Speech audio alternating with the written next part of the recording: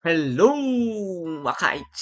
Okay sa mga ka-IT, magko-configure tayo ngayon ng NAT overload. Then after nito mga ka-IT, magbibigay ako ng packet tracer file para mag-practice kayo ng NAT overload. So kung gusto niyo makuha yung packet tracer file na ito, so mag-join na kayo sa ating Facebook group, private siya. Okay, so let's start. Meron tayong dalawang PC dito, PC0 and PC1. Si PC0 may 1.100 na IP address. So check natin. I-hover lang natin yung mouse. Okay, 172.16.1.100. Tapos si PC1, meron siyang 172.16.1.101. Okay? Then, ang gateway nila pareho is 172.16.1.1. Check natin. Okay, yan. 172.16.1.1. Okay? So, mga ka-IT, after nyan, si R1 at saka si R2, meron silang one link na 24.24.24.0/30. .1 si R1 and .2 si R2. So, mga ka-IT, ang mangyayari niyan, itong green na to, kung mapapansin nyo, magfo-fall siya sa 172.16.1.0/24 na network. So, itong buong network na ito mga ka-IT, ita-translate natin siya into a particular or dun sa mismong serial 010 interface ni R1, which is public IP yan. So, pag lumabas si PC0, lumabas si PC1, okay, public IP siya. Okay. So, by default, check muna natin yung PC0, command prompt. Ping natin si R2. Okay?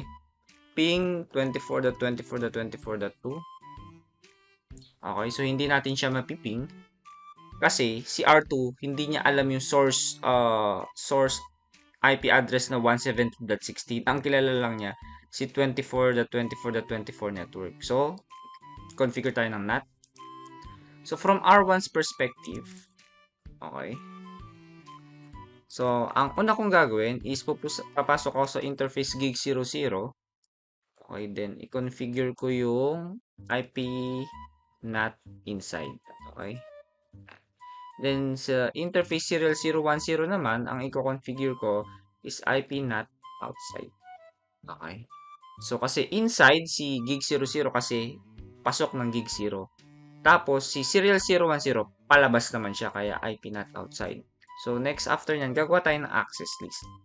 So IP access list standard, pangalan natin siyang private IP. Okay. Tapos permit IP 172.16.1.0 yung buong network. Okay. Tapos yung wildcard mask permit IP permit 172.16.1.0. Okay. Tapos host niya is 0.0.0.255 yung wildcard mask. Okay. So itong permit na to, sinasabi lang natin na ito yung particular na network na itatranslate ni R1 sa NAT. Yun. Itong 172.16.1.0 na to. So after nyan mga ka-IT, check natin. Show IP access list for verification lang. So meron tayong ginawang standard na named access list na private IP. So kino-call natin to si 172.16.1.0 which is yung green network na yan, yung buong green na yan. So next natin gagawin, pupunta tayo sa global config. Okay, tatype natin IP NAT inside source. Okay, so anong source? Sa anong source na traffic yung itatranslate ni R1? So dahil access list siya, lalagay natin yung private IP. Okay. Then paste. Tapos, anong interface natin siya itatranslate? Okay. So, interface serial 010. Ito yung interface ni R1 na palabas. Yung tinype nating IP NAT outside. Tapos, after nun, context sensitive help, yung command na overload. Lakyan natin. Yan. Yung command na overload. So, ibig sabihin, ng overload, okay, yung mga multiple IP addresses ni 172.16.1.0, gagamitin nila yun yung nag-iisang serial 010 na interface. Okay, pag i-translate na natin. So, enter. Ito ang command. Yan. So, ngayon mga ka-IT, check natin.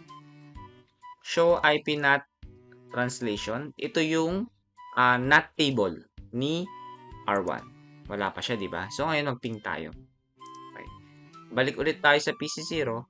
Ping natin si 24.24.24.2. Ayan. Pansin nyo, nagpiping na siya. Kanina wala, di ba?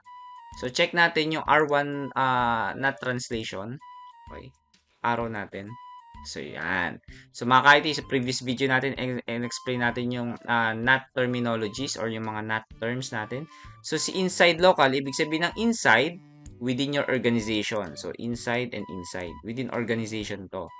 So, yung local, ibig sabihin, routable lang siya or hindi, or nakikilala lang siya sa loob ng organization. Okay? Technically speaking, ito yung mga private IP. So, ito yung PC0 natin. Ito yung inside local niya.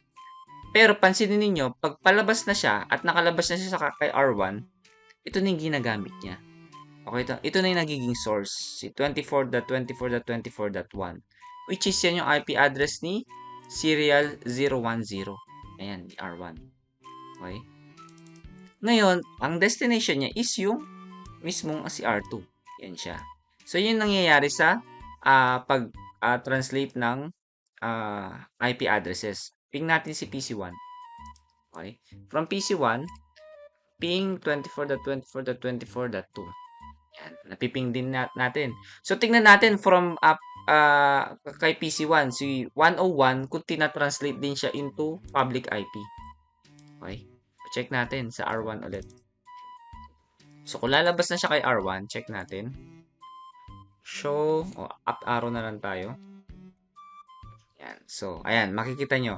Kanina si 100, ngayon naman si 101. Ayan. Yung local niya, inside local, yung source natin is si 101. Pero, nung papalabas na siya kay router, ang ginagamit niya is yung interface ni router. Yung sa serial 010, which is si 24.24.1. And ang destination ng ping natin is si 24.24.24.2. Yan yun. So, hopefully mga ka-IT, nakita nyo na yung pag-configure ng NAT overload natin, yung step-by-step na configuration. Ngayon, kung member na kayo ng ating private group, please download nyo lang yung Packet Tracer Activity. Okay, nandun yung completion rate. Mag-practice kayo doon para mas matuto kayo mag-configure ng NAT overload. For free lang to mga ka-IT. So, salamat sa panonood mga ka-IT.